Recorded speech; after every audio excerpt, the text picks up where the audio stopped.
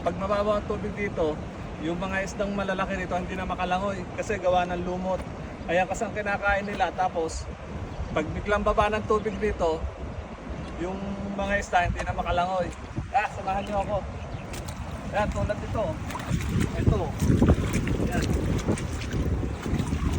Ayan. Ayan. Ayan nangyayari sa isda rito.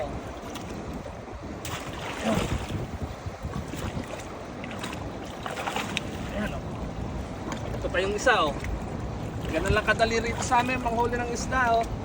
Pag mababaw ang tubig, kailangan matsyempohan nyo mababaw ang tubig dito sa lugar namin. O. Ayan. Ano na? Ayun pa o. Buhay yan. Kala mo lang patay yan.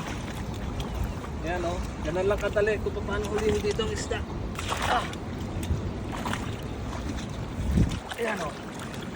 Oh, kita niyo yan? Ganun lang kadali dito sa lugar namin pag nababaw ang tubig. Oh. Siguro isang piraso nito mga nasa 1 kilot kalahati. Oh. Ang laki oh. Oh. Buhay na buhay oh. Ang laki.